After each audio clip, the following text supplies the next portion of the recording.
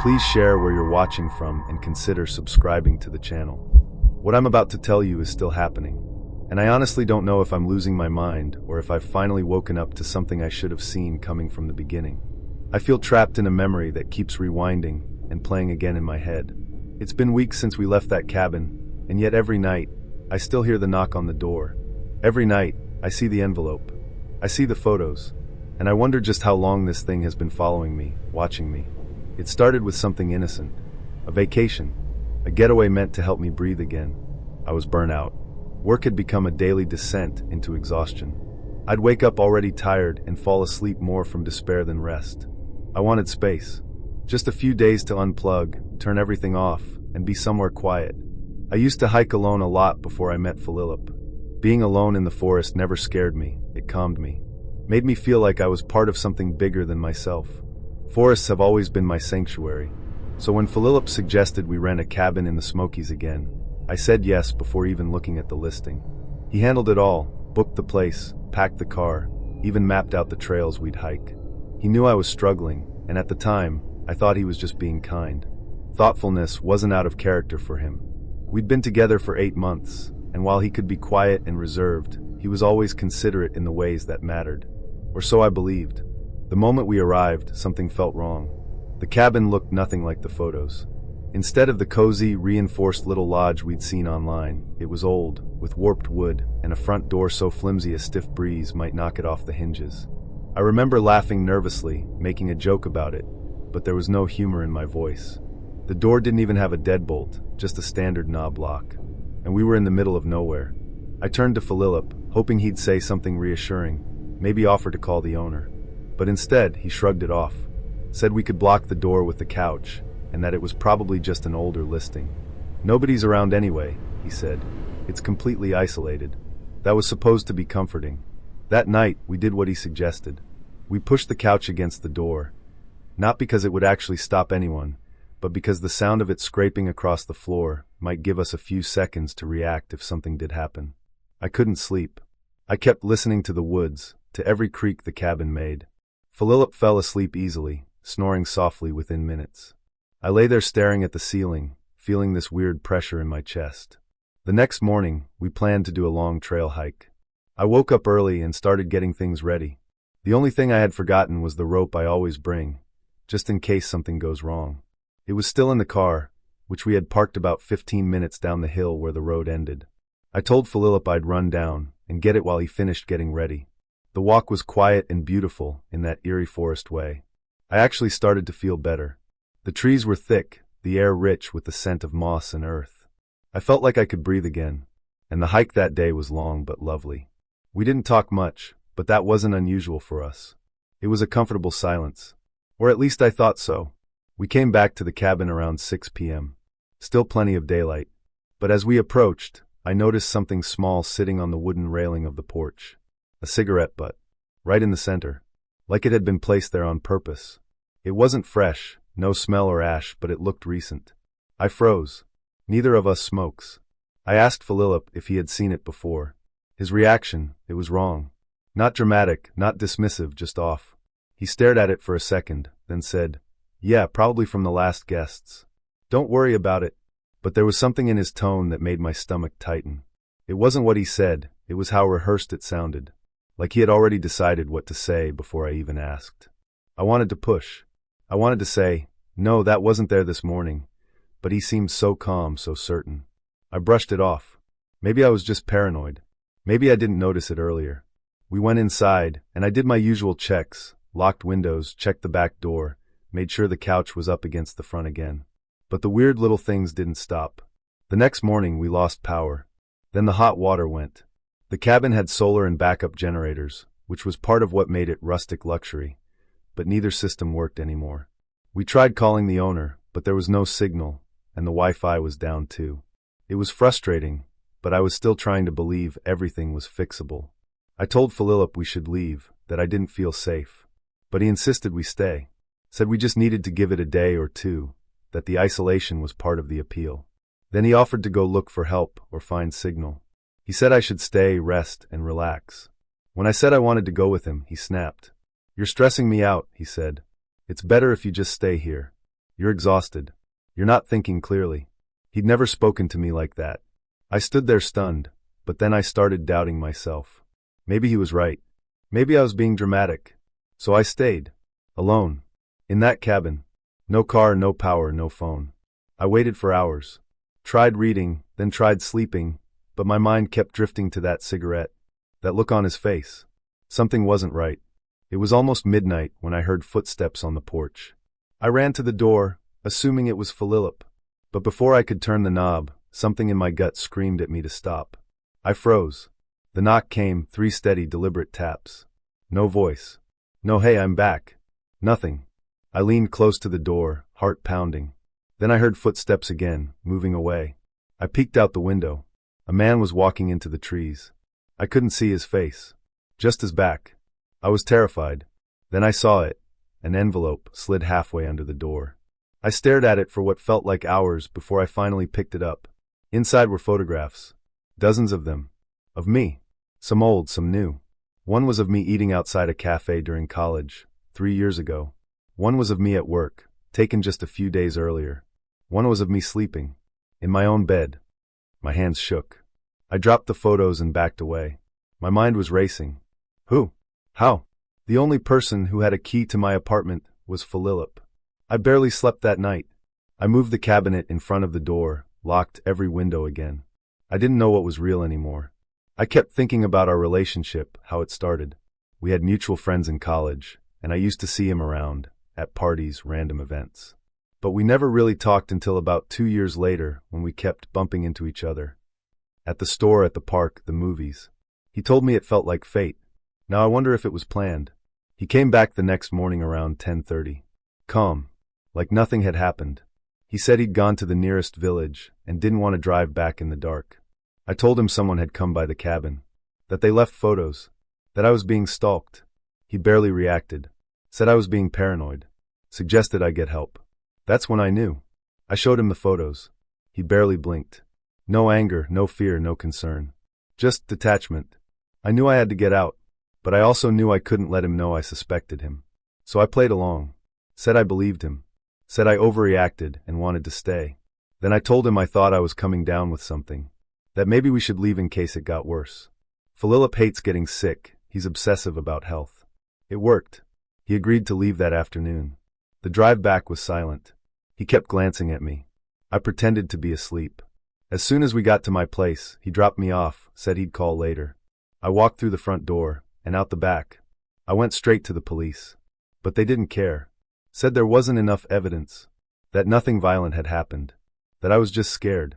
I didn't go home. I flew to stay with my parents in another state. Changed my number. Made them do the same. I don't know exactly when things changed for me, but it all goes back to that week in southern West Virginia, when the forest stopped feeling like a refuge and started feeling like a place that watches you. Before I get into it, let me make something clear. We weren't just some random group of weekend hikers. We'd done this many times before, my wife Agnes, our close friend Alice, and me. It had become something of a tradition over the years. What started as casual hikes, half-day loops, camping in public parks, evolved into multi-day trips, deep wilderness, no service, no outside world, just the 3 of us and the Appalachian wild. We all had demanding jobs and different lives, but somehow the woods pulled us back together. Agnes is a nurse, one of those people who carries the weight of others even when no one asks her to. Alice is a high school teacher, and she'd been through more burnout than anyone I've ever known. And me? I work in tech. Screens, meetings, deadlines, nothing real. The forest was our reset button. We'd planned this week-long trip for months. Picked the route carefully, a stretch of southern West Virginia trail that wound through some of the oldest and most untouched parts of the Appalachians. Sparse foot traffic, lots of wildlife, high ridgelines, deep hollows, our kind of place. The first 3 days were textbook perfect. Long days of hiking, quiet nights by the fire. We fell back into our rhythm easily. Agnes managed meals, always stashing the food bag up a tree like clockwork. Alice got the fire going before the sun even dipped. I handled the tents and filtered water. We each had our roles, and we loved it that way. It was the 3rd evening when everything shifted. We were just finishing up camp for the night, sun melting behind the tree line. The light was starting to go gold and blue, the way it always does right before full dark. We'd just finished dinner, instant potatoes and jerky, and were arguing over who would get the last bite when we heard something in the woods. At first, it was just a rustle. Probably a deer or a raccoon, we figured. But then she stepped into view. A woman. Alone. Ragged. She stumbled out of the trees like she had been spat out by the forest itself. Her clothes were shredded, covered in mud and dried blood. Her hair was tangled and matted to her face. She looked like she'd been running for miles, maybe days. She collapsed near the fire. Agnes was on her in an instant, checking her pulse, trying to talk to her. The woman was hysterical, eyes darting everywhere, lips trembling, breath coming in short, gasping bursts. She kept whispering, "He's coming. He's coming. Please, don't let him find me." We tried to get her to tell us more, who she was, what had happened, but she couldn't string together a coherent sentence. She just kept saying, "He's out there," and I ran as fast as I could. She was clearly in shock. Agnes did her best to clean her up, gave her water and a packet of oatmeal mixed with hot water. The woman barely touched it, just held the mug with trembling hands and stared into the fire like she didn't even see it. We were 15 miles deep, at least, from any real road. No ranger stations for days. No cell signal. Night was falling fast. We made the decision to stay put and wait for daylight. No way we were hiking unfamiliar terrain at night with a woman in this state. It felt like the most rational thing to do. None of us slept much. Sometime after midnight, the woman fell into a light, twitchy sleep inside Agnes's tent. The fire was low, but we kept it going in shifts. Alice and I took turns sitting with our backs to the trees, just listening. Agnes lay next to the woman, keeping watch. It was somewhere around 2 a.m. when I first noticed the silence. Not the normal quiet of the woods. No, this was different. An absence. Not a single insect buzz. No owl calls. Even the wind had stopped moving. It was like the entire forest had paused. Then the man stepped out of the trees. One moment the edge of the firelight was empty. The next he was there. He didn't say anything at first. Just stood at the tree line. A tall man, lean, dressed in all black, with boots that didn't make a sound. He had a rifle slung across his shoulder, but he wasn't aiming it. Not yet. He looked at me, then past me, right at the tent. And he smiled. It wasn't a normal smile. It didn't touch his eyes. It was too wide, too patient, like he already knew how this night would end. Then finally he spoke. "I just want the girl," he said. "Give her back and nobody has to get hurt." He said it like it was a simple transaction. I stood up slowly, trying not to make any sudden moves. My heart was pounding. I remember feeling cold, even though the fire was still warm behind me. I was about to speak when Alice, quiet, reserved, soft-spoken Alice, acted first. She grabbed a burning branch from the fire and flung it at him. The timing couldn't have been more perfect. It caught him full in the face, flames licking at his jacket and eyes. He let out a roar and dropped the rifle. Agnes, quick as lightning, darted from the tent and grabbed it. I just stood there like an idiot, frozen. By the time I moved, the man was gone. He ran back into the woods, crashing through the undergrowth with the wild panic of someone who'd just lost control. Agnes held the rifle tight, her hands trembling. Alice stood beside her, panting. I remember looking at both of them and realizing how close we'd just come to something terrible. But the woman, she was gone. We searched the area, our hearts sinking, afraid she'd run into the woods in terror. But we found her huddled in the far corner of Agnes's tent, curled into herself, whispering nonsense. It was like her mind had short-circuited. We sat with her the rest of the night. Agnes held her. Alice and I took turns walking the perimeter. We kept the fire tall and the weapons close. None of us spoke about what might come next. At first light, I volunteered to hike up the ridge to find a signal. I told them I'd only go far enough to get a bar or two, just enough to call for help. I didn't want to leave, but we had no choice. That man wasn't alone. I could feel it in my gut. The hike felt surreal. The morning air was thick and still. Every snap of a twig made my blood jolt. My flashlight stayed in my hand the whole time, though the sun was already rising. About 30 minutes in, I hit a ridge and, thank God, a single bar lit up on my phone. I called 911. The call dropped twice, but I got the essentials through. Coordinates. Immediate danger. Gun involved. Woman in need of medical help. I told them to come fast and to come ready. Then I ran back. When I returned, the three of them were still in place. The woman looked worse, ashen and hollow-eyed. We started packing immediately. We didn't know when help would arrive, but we wanted to be moving toward the trailhead when they did. Every few minutes, we looked over our shoulders. Every shadow looked human. Every movement in the trees made us grip tighter to the weapons. Around 7:30 a.m., a group of rangers found us.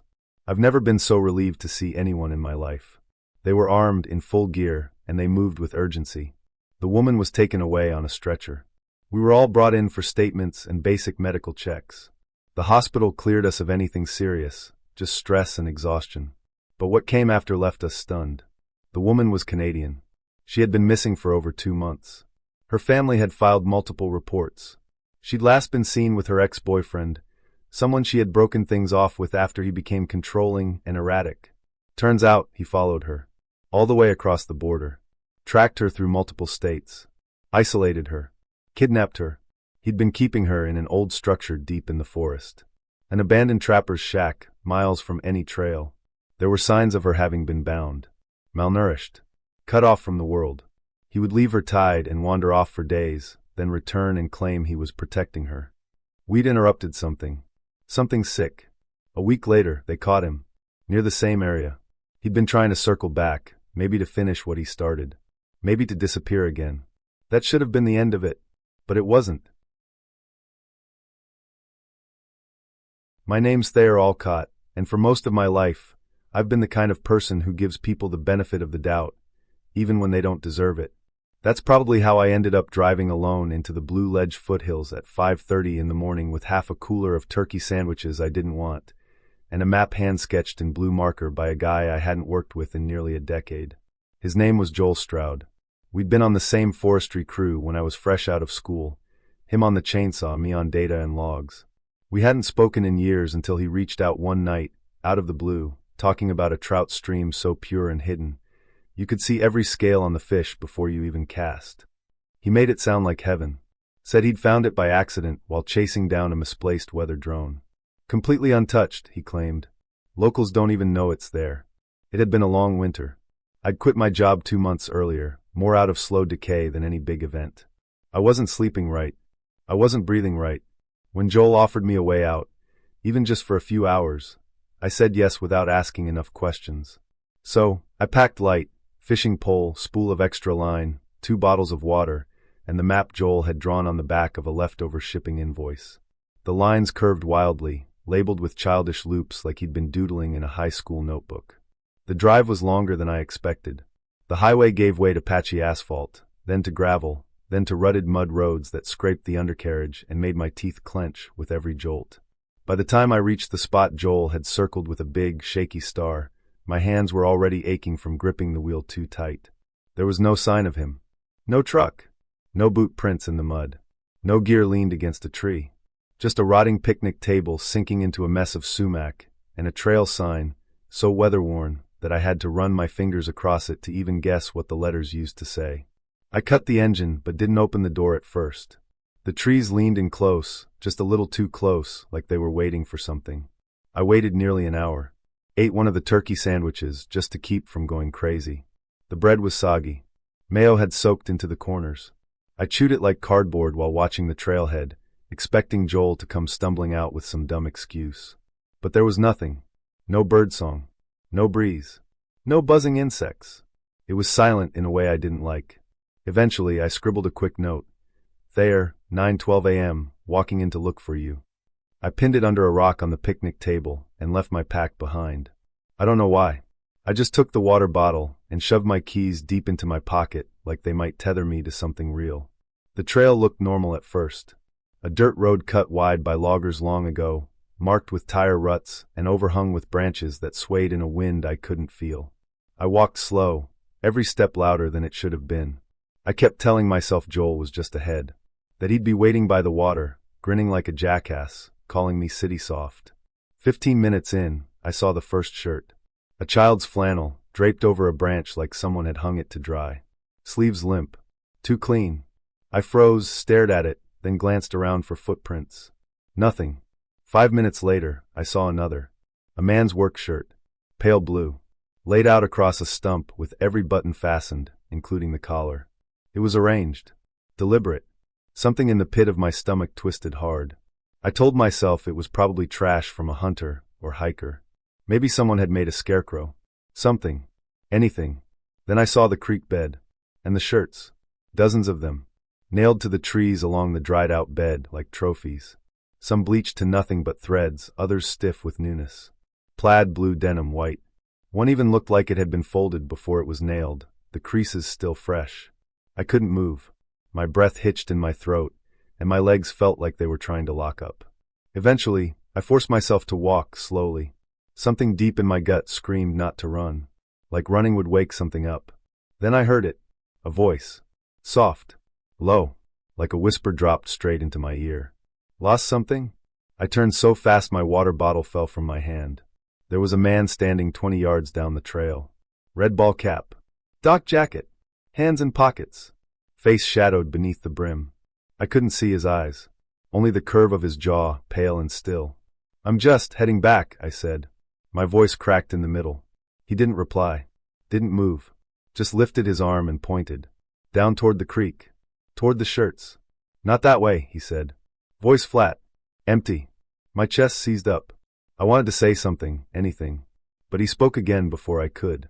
Not that way. Each word dropped like a weight. Then I turned. Didn't run. Just walked fast. Controlled. My boots crunched louder than they should have, echoing off trees like gunshots. I didn't look behind me. But I felt him. Or something. I kept expecting to hear a second set of footsteps behind mine, matching pace. Never did. When I reached the clearing, my stomach dropped. The picnic table was empty. My note gone. No sign it had ever been there. I yanked the keys from my pocket, fingers trembling. Dropped them. Picked them up with hands slick with sweat. Slammed into the car and locked the doors. Started the engine.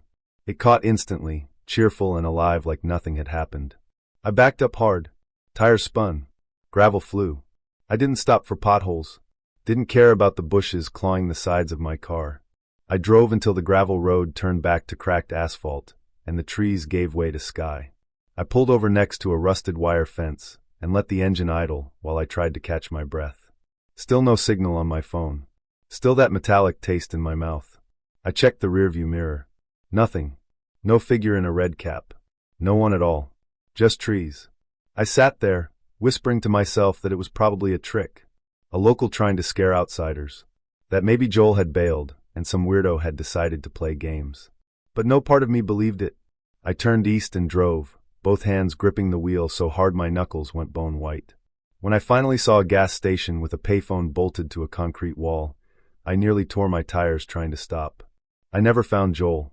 Never got a text, a call, not even a damn excuse. But a month later, someone posted a photo online of an abandoned hunting camp not far from Blue Ledge. In the background, nailed to a tree, was a shirt. Plaid. Familiar. And hanging beneath it, a note pinned with a rusted nail. I zoomed in until the pixels bled into each other. The handwriting was mine. My name's Osric Halden. I was hauling a load of replacement beams up to a decrepit forestry cabin north of Kenner Ridge when things started bending. I'd done it before, twice, maybe 3 times. Leave New Cardiff by noon, drive up the logging road until it narrows into the old access trail, unload the timber, check the foundation for rot, and head back down before the ridge swallowed the sun. I wasn't expecting trouble. The beams were pre-cut, lashed down tight. The truck was humming like a loyal hound. I'd even brought a thermos full of clove tea and a sandwich I had no intention of eating. The first sign something was wrong came around mile 6. I remember the exact spot because of the crooked birch tree leaning out over the ridge like it wanted to jump. That's when the truck slammed into something. Not a pothole. Not a rock. Something harder, meaner.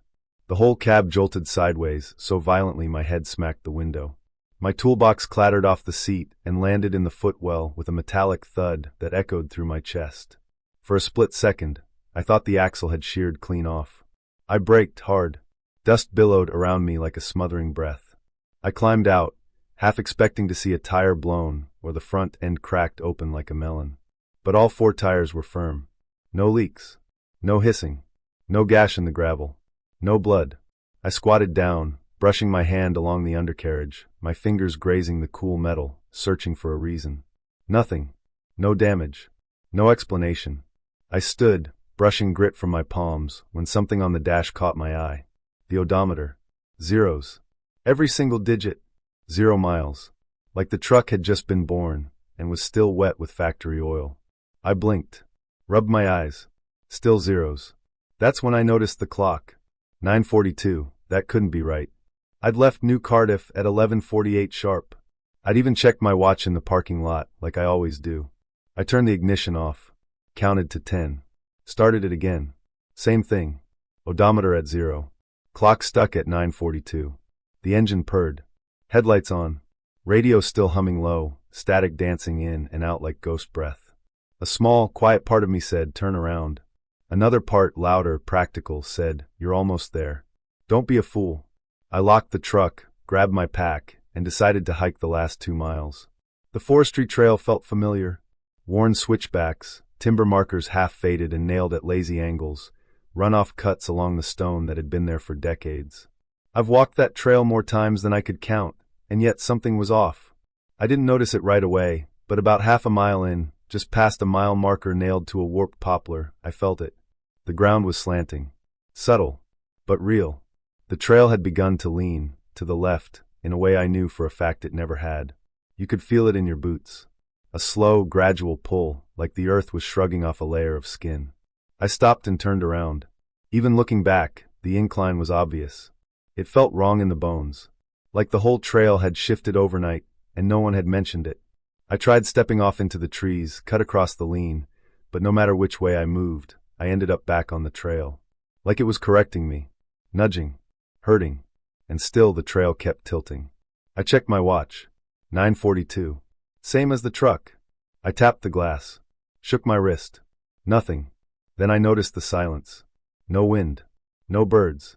Not even the rustle of squirrels in the brush. Just the sound of my own breath and the creak of my pack when I shifted my shoulders. Even my boots felt muffled against the path, like I was walking through velvet. Then, like breaking from a fog, the trail leveled out and opened into the clearing. The cabin stood exactly where it should have been, crouched at the edge of the trees like a drunk waiting to fall over. The tin roof caught the light and flared like a knife. Relief surged through me. I wasn't crazy. I hadn't fallen into some ravine or wandered off trail. And then I saw the door. Half open. I'd locked it 3 days ago. With a padlock. I remember double-checking, even tugging on it to make sure. It wasn't the kind of place you left unlocked. Not with wildlife and the occasional idiot looking for a shelter.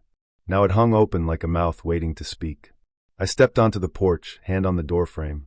The wood groaned under my weight, but inside nothing moved. The beams I'd delivered last week were still stacked in the corner. Except for one. It had been dragged into the center of the floor and cut in half. Clean. Perfect. No jagged edge. No sawdust. Both ends lined up like they'd been surgically separated and placed like puzzle pieces. I stepped closer, crouched, ran my fingers along the cut. It was warm, fresh. Then I saw it, a folded piece of yellow paper. Across the front, my name. Osric. Block letters. Neat. Cold. I opened it. You're walking in circles. You should not be here. I stood up too fast. My heart kicked against my ribs, furious and confused. I scanned the room. Nothing. But the air felt like it was watching me. Then I backed onto the porch and saw them. Footprints. Leading away from the steps, single file. Same tread as my boots. Same size. Same spacing, like someone had mimicked my gait perfectly. I knew I should have turned and run. Every cell in my body screamed it. But I didn't. I followed them. The tracks moved through the clearing, then curved into the woods. After 20 yards, they stopped. Dead center of a patch of packed dirt. And there it was. A single work glove. My right glove, the one I'd lost last week while fixing the shed's gutter. I bent to pick it up, half expecting it to vanish. The fabric was dusty, stiff with dried mud. Warm. As if someone had just taken it off. That's when I looked up. He was standing on the porch. Same canvas coat. Same boots. Same build. Same face. Mine. Same scar on my left forearm from when I slipped trying to jump the fence that winter and caught the barbed wire. He didn't move. Didn't flinch. I raised my hand slowly. He mirrored me, like I was looking in a glass warped by water. I turned left, he turned right. Perfect symmetry. I took a step back. He matched it. Not lagging. Not reacting. Like we were moving by the same command. I whispered, "Who are you?" His mouth moved in tandem. No sound. Just the shape of the words. My words. I took another step back. He took one forward. That was enough. I turned, trying to keep my pace calm, deliberate. My feet felt made of stone. I moved through the trees, heartbeat loud in my ears, not daring to look back. When I reached the slant in the trail, I checked my watch. 9:43. It had moved. I looked over my shoulder. The porch was empty. No mirror man. No movement. I didn't care. I walked. Fast. Steady. Didn't stop. Didn't look back again. When the trailing finally thinned and the glint of my truck's headlights caught my eye, I almost collapsed. It was still idling, doors locked, untouched. I climbed in, slammed the door, locked it again out of reflex. I didn't look at the dash, didn't touch the radio, just threw it in reverse and backed down the road until the gravel spat under my tires and the trees started to thin. When I reached the highway, I pulled off into the shoulder, breathing like I'd outrun something with teeth. I called the forestry office. Told them I wouldn't be going back. They asked why. I just said, there are issues with the trail. Access is unstable. That was all I was willing to say. You ever get that feeling that someone's in your hotel room? Not in a dramatic way. Not someone jumping out of the closet in a ski mask. I mean something quieter. That sensation, just as you're falling asleep, where you're sure someone stood over you watching. Just long enough for you to twitch awake and feel silly for it. I used to brush that feeling off. Maybe it was bad dreams, anxiety, too much caffeine. Then I met that couple. And now, I check my shoelaces every night before bed. It started on a Tuesday. I was 3 days into a solo hiking trip in the Smoky Mountains. The kind of trip where you go out to clear your head, but mostly just end up sweaty, bug-bitten, and emotionally dehydrated. I was 29, newly single after a pretty rough breakup, and thought maybe finding myself in nature would be more productive than stalking my ex's new boyfriend on Instagram. Spoiler alert, it wasn't. By day 3, I'd already gotten lost twice, had a raccoon steal my trail mix, and realized that my new hiking boots, the ones I bought because some hot girl on TikTok recommended them, were not waterproof. So when I crossed paths with a couple around mile marker 17, I was honestly just glad to see another human. They were odd, young, maybe early 30s, matching black outfits, but not in a hiking gear way, more like they'd gotten dressed for a date and then wandered into the woods on accident. He was tall and broad, with a beard that looked like it was grown just to be photographed. She was thin, sharp features, glossy lips, not a speck of sweat on her, which was almost offensive given how drenched I was. They smiled. That kind of too wide, too smooth smile you usually only see on cult pamphlets or taxidermy displays. Beautiful out here, huh? The guy said. I nodded, adjusting my pack. Yeah. Hot though. The woman laughed, this breathy little sound that didn't quite fit her face. We've been watching the trail for hours. Surprised we haven't seen more people. That stuck with me. Not walking the trail. Watching it. I laughed awkwardly. Well, lucky me, I guess. They asked where I was headed. I told them, a small motel about 2 miles east. I mentioned it had hot water and vending machines. I probably overshared, something about how I needed Wi-Fi so I could drunkenly Google, why does everyone leave me? They smiled more. The guy said, maybe we'll see you there. And that was it. They kept walking. I kept walking. But I kept thinking about how they'd looked at me. Not in a flirty way. Not even a threatening way. More like they already knew me. Like I was already something they'd claimed. By the time I made it to the motel, I'd mostly shaken it off. It was one of those half-wood, half-concrete roadside motels, probably built in the 60s and never updated. The kind with buzzing fluorescent signs and slightly sticky carpeting. The clerk didn't look up from her book when she handed me the key. Room 11. The room was fine. A little damp. The air smelled like lemon-scented despair. But the shower worked and the bed wasn't crawling with visible bugs, so I counted it as a win. I stripped off my gear and stood in front of the mirror, naked, studying the damage, sunburned neck, blisters on both heels, and the kind of facial expression you only get from talking to yourself too much in the woods. I took a long, hot shower. Got out. Toweled off. That's when I noticed my boots. I'd left them by the door. Tied dusty, exactly where I'd dropped them. But now one was untied. Just one. The laces were still loose, trailing like someone had tugged them open carefully. Deliberately. I froze. Checked the door. Locked. Checked the window. Latched. No signs of entry. Nothing stolen. Nothing else moved. Maybe I'd just forgotten I untied it. I convinced myself it was nothing. Ordered a pizza. Ate the whole thing in bed while watching cable news and hating the world. Fell asleep with the TV on. And woke up at 3:17 a.m. The room was dark. TV off. Air silent. I sat up and saw the footprints. Muddy. Bare. Leading from the door to the bed. To my side of the bed. Then back. Each one perfect. Human. Too big to be mine. There was mud on the sheets, too. Smudges like fingers on my pillow. I sat frozen for 10 minutes, listening. I couldn't hear breathing. Couldn't hear footsteps. But I felt watched. I checked the door again. Still locked. The window? Open half an inch. Now, I didn't leave it open. I know I didn't. I bolted it shut. Pushed the nightstand in front of it. Sat in the bathroom with the light on until sunrise. When I finally opened the door to leave, there was something tucked under my boot. A single white carnation. Fresh. Fragrant. With a scrap of notebook paper tied around it, reading.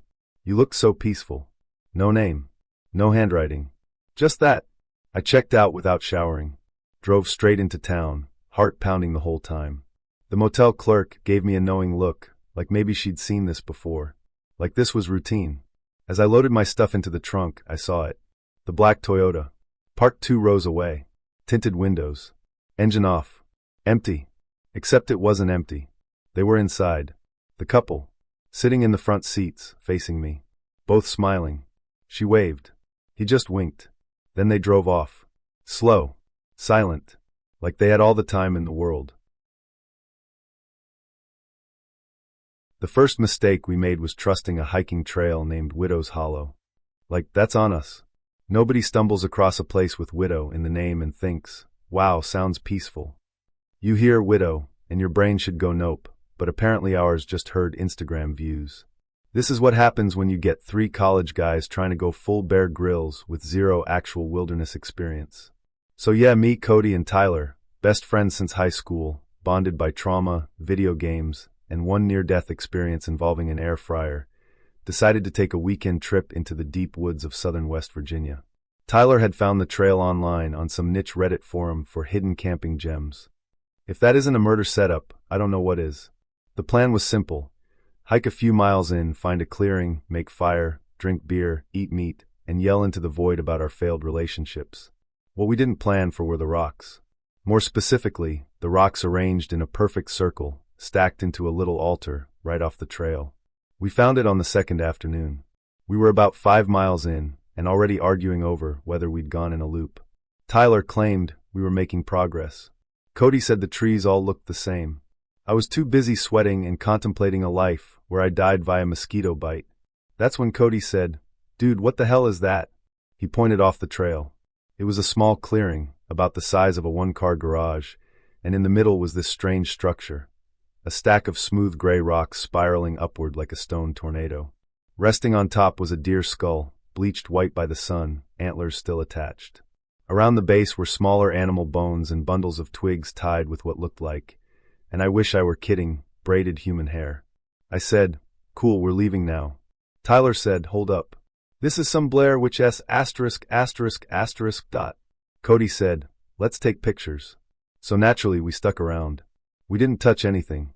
Cody got a few shots for his Instagram story caption, "Forest Goths were here," and then we moved on. But something shifted after that. The woods felt heavier. The sunlight didn't hit quite right, like the shadows got thicker somehow. We hiked another half-mile and set up camp in a low, mossy area between 2 hills. It was a little damp, but we were too tired to care. We made a fire, cracked open a 6-pack, and grilled hot dogs while blasting lo-fi beats from Cody's portable speaker. Normal camping stuff.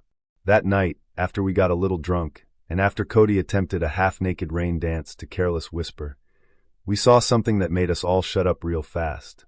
It was a possum, but not a live one. It had been placed in the middle of our campsite. We hadn't heard anything. No footsteps. No rustling. It was just there. Freshly killed, mouth open, eyes missing, legs twisted at unnatural angles. Now, I've seen possums play dead before. They're drama queens. But this thing wasn't playing. It had been mutilated. "Okay," Tyler said, voice shaky. "Someone's *******ing with us." I said, "Let's go." We can pack up and hike out by flashlight. Cody was already grabbing his gear when we noticed something else. Around the clearing, tied to trees, were more of those twig bundles. 4 of them, each one facing us. We packed. Fast. We didn't even roll our sleeping bags. Just crammed everything into our packs and started moving. It was past midnight, but we didn't care. Our flashlights bounced wildly, catching glimpses of bark and shadow. The trail was harder to follow than we remembered. Markers were missing. Trees looked unfamiliar. The air felt wrong. Wet, but not from rain. Like the kind of wet that seeps into your skin and stays there. Then Cody screamed. We turned and saw him frozen, flashlight aimed at something lying on the path. It was the possum, but it wasn't like before. Someone had stitched it back together, crudely, like with fishing line or twine. Its eyes were still gone, but now its mouth had been forced into a jagged smile. Its limbs were rearranged, bent inward like it had been hugging itself. There was something shoved in its chest cavity. A photograph. Tyler picked it up. It was a picture of the 3 of us, from earlier that day, standing by the rock altar. None of us remembered taking it. We ran. No more arguing. No more joking. Just full-on sprinting, branches slapping our faces, breath tearing from our lungs. We dropped gear, lost track of time, and finally collapsed near a muddy creek, heartbeats screaming in our ears. I want to go home, Cody wheezed. Tyler was shaking. I stared at the woods and whispered, we're not alone. Because that's when we heard it. Laughter. Not one voice. Not 2. A whole group. Somewhere out in the trees. Soft, high-pitched wrong. Like children trying to mimic adults. We ducked behind a fallen log, killed our flashlights, and sat in the dark. I've never felt fear like that before. It wasn't just the fear of being chased. It was the fear that we'd been watched the entire time. That nothing we did was unseen. Eventually, the laughter faded. We waited another hour in silence before we dared to move. This time, we went downhill, following the sound of water. Tyler said creeks usually lead to roads. I didn't care if it led to a Waffle House or hell itself, anywhere but there. Dawn finally cracked over the trees, pale and cold. And that's when we saw them. Figures. Dozens of them. Standing still among the trees.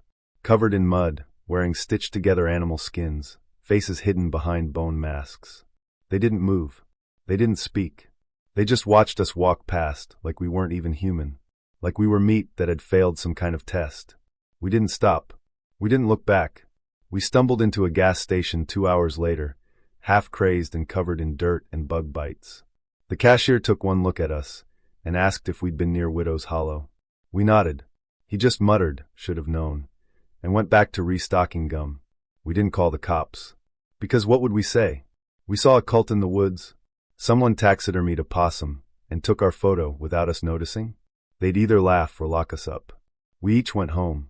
Agreed to never speak of it again. That was a year ago. I still have nightmares. Sometimes I wake up with twig bundles on my windowsill. Cody stopped camping altogether. And Tyler? He disappeared last month. Left his apartment unlocked. Gear gone. Phone left on his desk. No note. No trail. Just gone. There's something you need to understand before I tell you this story. I'm not an outdoorsy guy. I know. Everyone says that when they move out to the country, like it's some sort of badge of reluctant bravery. But I mean it. I'm the type of guy who considers putting up a tent the height of male accomplishment, followed by crying silently in my car because I forgot the stakes. Again. So when I say I moved into a cabin in rural West Virginia for peace and quiet, what I really meant was cheap rent, flexible landlord, and no more roommates who think microwaving fish at 2 a.m. is a human right. I was coming out of a bad breakup. You know the kind, teeth-grinding, soul-shattering, emotionally lobotomizing. One of those where you delete all your social media not for a fresh start, but because you're terrified you might accidentally like a photo from 2017 and then be arrested for emotional war crimes. So yeah, I needed a reset. A little time alone. A little middle-of-nowhere isolation. And that's exactly what this place promised. The cabin was tucked deep in the woods, on the edge of a tiny Appalachian town where the local diner doubled as a confessional and everyone still left their doors unlocked. The house itself was fine. Old, creaky, with the kind of plumbing that moaned like it had PTSD from the Civil War, but fine. And the land, beautiful. Towering pines. Dense underbrush. The kind of place where the wind sounds like it's whispering your name, which, in hindsight, Should have been a red flag, but hey, live and learn. And at first, things were good. Peaceful. Boring even. I took up hiking. I drank black coffee shirtless on the porch like some kind of sexy lumberjack cosplay. I read dusty books and wrote bad poetry and let my dog, Biscuit, roam the yard like he was a wolf prince surveying his mossy kingdom. But then Biscuit changed. Now Biscuit isn't a brave dog. He once cried because a squirrel stared at him too long. So when he started barking at a specific part of the forest every morning, I wasn't too concerned. Dogs bark. That's what they do. But then he started growling, whining, hiding under the porch, and always staring at this one patch of trees just beyond the tree line. At first, I joked about it, told myself it was probably a deer or a fox or the ghost of my ex come to finish the job emotionally. But then I noticed the patterns. Every night around 2:30 a.m., Biscuit would wake me up with this low, guttural growl. Then I'd hear it too, scratching. Not inside. Not quite outside either. It sounded like something crawling around on the roof. Slow, deliberate movements, like long nails dragging across shingles. The first night, I thought maybe it was a raccoon. The second night, I got out of bed with a flashlight and tried to catch whatever it was. Nothing. No tracks. No signs. Just silence. The third night, I stayed up with a baseball bat and a bottle of whiskey. Not because that's smart, but because I'm dumb and dramatic. That was the night I heard the whistling. It came from the woods. Not music. Not a tune. Just a high, breathy note that didn't follow any melody I recognized. Like something trying to sound human, but not quite getting there. And it was coming closer. Biscuit lost his damn mind. He bolted under the bed and started shaking. I stood there like an idiot, barefoot in my underwear, gripping a baseball bat and whispering, "Nope. Nope. Nope, nope, nope," like it was a protective spell. Then the lights flickered. That was it. I called the landlord. He was a nice old guy, Mr. Fielder. Wore suspenders, smelled like pipe smoke, and had the energy of someone who's seen some real sh*t and refuses to talk about it. When I told him what was happening, he sighed. Not the "you're overreacting" sigh. The "God help you" kind. He told me, quietly, that people around here didn't build too close to that part of the woods for a reason. Said there were stories. Old ones. About voices in the trees. Whistling. People getting turned around and ending up on their own porch with no memory of how they got there. And sometimes people just going missing. No blood. No signs. Just gone. I asked him if he believed any of it. He looked me dead in the eye and said, "I don't need to believe it. I just don't go near it." I laughed. Nervously. Like a man trying to convince the killer not to murder him, because they both like jazz. He told me to keep a light on at night. Never whistle back. And under no circumstances go into the woods after dark. I followed his advice. For a while. But then things escalated. First came the gifts. Little bundles of sticks tied with twine, left on my porch in the exact same spot every morning. Then bones. Small ones. Animal bones, I think. Arranged in weird spirals. One morning, I found a dead rabbit carefully laid out with its eyes missing and its paws tied together with hair. My hair. I checked my bathroom trash. My hairbrush. Gone. I started locking everything. Doors. Windows. Biscuit's doggy door. I taped up every inch of that house like I was preparing for nuclear war. And still, the scratching continued. The whistling. The gifts. Then one night, the voice came. It started like a whisper, my name, drawn out slowly like it was being chewed. I froze. Thought maybe I was dreaming. But then it came again louder. David. That's my name, by the way. Very horror movie, I know. David, come outside. Nope. Hard pass. The voice was wrong. Feminine but distorted. Like it was coming through a speaker underwater. There was something ancient in it.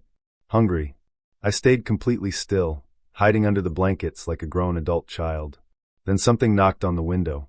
Not tapped. Knocked. 3 times. Slow. Deliberate. The next morning, I found muddy prints all over the glass. Handprints. Long fingers. No shoes. I started losing it after that. I stopped sleeping. Stopped showering. I looked like a rejected cast member from the Blair Witch Project. I started keeping weapons in every room. Knives, a crowbar, a homemade flamethrower I watched a YouTube tutorial for at 3 a.m. Biscuit stopped leaving the bedroom altogether. He refused to go near the back door, even during the day. I tried calling the cops. They came out once, found no signs of forced entry, and gently implied that I might be overwhelmed by the isolation. Translation: maybe you're a little crazy, sir. They left. I cried. Biscuit pooped in the kitchen out of spite or trauma, possibly both. The final straw came a week later. I woke up to find the back door wide open. My locks still bolted. My chain untouched. But the door was open. I followed muddy footprints into the living room and found something waiting for me on the couch. A mask, made of bark and feathers, with holes cut where eyes should be. Inside the mouth hole, my toothbrush. I screamed. Loudly. High-pitched. The kind of scream that makes your ancestors shake their heads in disappointment. I ran outside in my pajamas, clutching Biscuit under one arm and a frying pan in the other, and I drove straight to town. I told the landlord I was done. I gave him $200 and the keys and said, "I don't care about the deposit. I don't care about the lease. Burn it all down. Salt the earth." And I left. What I'm about to tell you happened a couple of weeks ago, and to this day, I still can't quite figure it out. I've gone over it again and again in my head, trying to explain it away, rationalize the strange details, come up with some benign conclusion to help me sleep at night, but it doesn't work.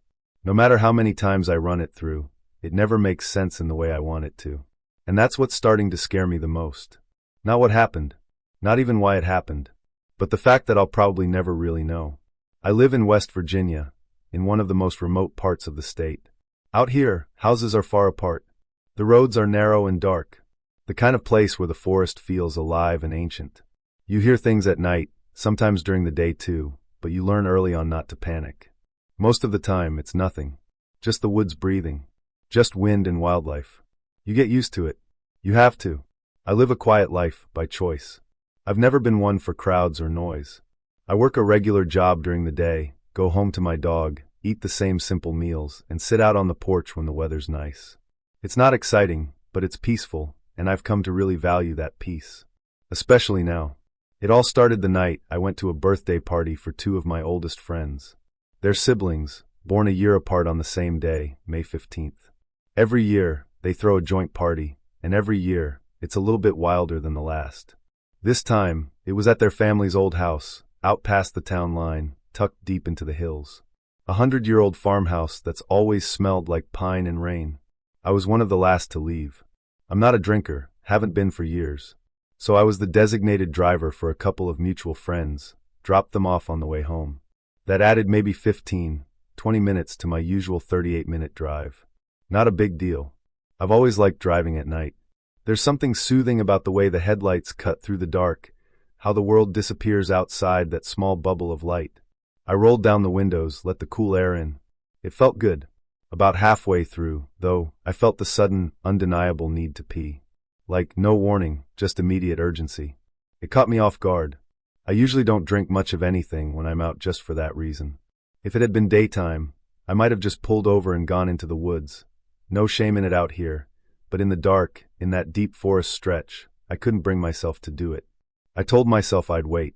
Then, almost like fate, a flickering set of yellow lights appeared around the bend. A gas station. One I hadn't stopped at in years, but remembered well. One of those sketchy, barely lit, half-abandoned places that feel stuck in time. The last time I was there, the guy behind the counter had said maybe 3 words to me, and spent the rest of the time glaring like I owed him money. He gave me the creeps, to put it lightly. But the way my bladder was screaming, I didn't care. Between him and the woods, I'd take root any day. I pulled into the lot and parked close to the entrance. The place was dead silent. One flickering light above the door, another near the pump. I glanced inside as I walked past the window. The same guy was there, gray hoodie, red ball cap, unshaven face. His mouth barely moved, but I could swear I saw him nod to someone. His head tilted slightly toward my car. I stopped. I looked around.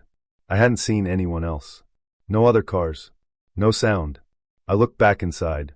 He was still staring at me, this strange expression on his face, like a smirk mixed with disinterest. I tried to brush it off. Maybe I imagined the nod. Maybe he was talking on a headset, though I didn't see one. I figured I was just tired. I kept walking. The bathroom was around the side of the building, a metal door with peeling blue paint. I didn't even lock it behind me. I was in and out in under a minute. As I washed my hands, I heard something. A noise that didn't belong. A car door slamming. My heart jumped. I froze. I strained to listen, but the night was silent again. Still, the sound had been clear. My car door. I flung the bathroom door open and ran across the lot. Nothing looked different. The lot was empty. My car was where I left it. Doors shut. Windows intact. But something felt wrong. My gut was twisting in knots. I opened the driver's side and checked the back seat. Nothing. Looked in the front again. Still nothing. I looked back at the gas station window. The guy was staring at me. He hadn't moved. I felt a chill crawl up my neck. I got in the car and drove off without filling up. My pulse was still racing. The farther I got from that gas station, the more ridiculous I felt. Maybe I'd imagined the sound. Maybe the guy really was just zoning out. My brain had been soaked in adrenaline and party noise all night. I was probably just misfiring. I got home close to 2 a.m. My house sits at the end of a gravel road, surrounded by woods. There's a small garage attached to the side. I pulled in, shut the door behind me, locked it all up like I always do. Walked inside, let my dog out briefly, brushed my teeth, changed clothes. I should have gone straight to bed, but I couldn't shake the feeling of being watched. I chalked it up to residual anxiety and tried to ignore it. Eventually, I fell asleep, only to wake up again around 3:40. Not from a nightmare. Just awake.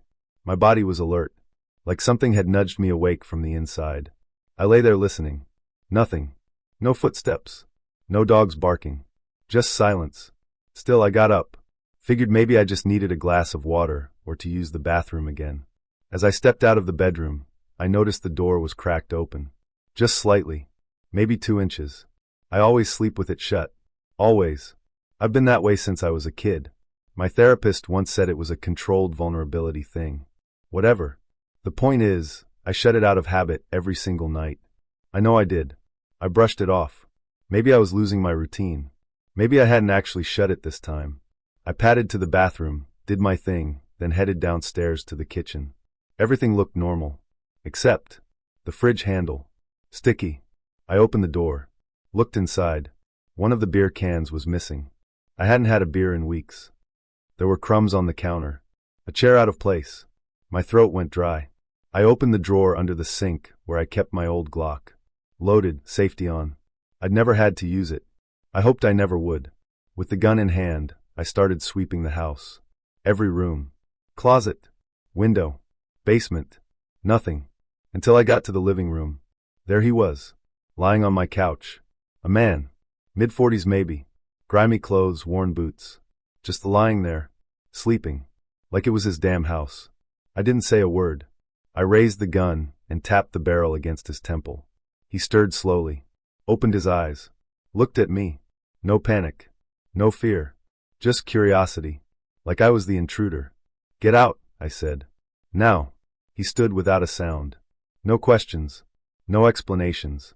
Walked to the front door, opened it, and left. I locked it behind him. Triple-checked the windows. Sat in the middle of my living room floor, shaking. Eventually, I went upstairs, turned every light on, and waited for morning. I called my friend Ethan first thing. Told him everything, well, most of it. Left out the part about the gas station. That is, until he asked me to go back over the entire night. And that's when it hit me. The car door. The nod. The look on that clerk's face. The trunk. I had never checked the trunk. I ran to the garage. Opened it. Everything looked normal. But I knew deep in my bones that's how he got in. He had been waiting in there. The whole drive home. And I had no idea. No sign of forced entry. Nothing stolen. He didn't even touch the electronics or my wallet. So why? That's what haunts me. He didn't act homeless. He wasn't looking for food. He just wanted to be there. Like he needed to occupy the space. Like the intrusion itself was the point. I called the police. They sent someone out. I gave a report. Described the man. The car. Everything. But without damage, theft, or physical harm, there wasn't much they could do. Could have been a drifter, they said. A squatter. Maybe high. I told them about the gas station guy. About the nod. They didn't seem too concerned. Said I had no proof he was involved. I started driving different routes to work. Changed the locks. Set up cameras. Got my alarm system upgraded. But the worst part is knowing that none of that changes what already happened. He was here. In my space. Sleeping just feet away from me while I slept. And I brought him home. 3 days later, I drove back to that gas station. I didn't go in. Just parked across the road and watched. Same guy behind the counter. Same dead expression.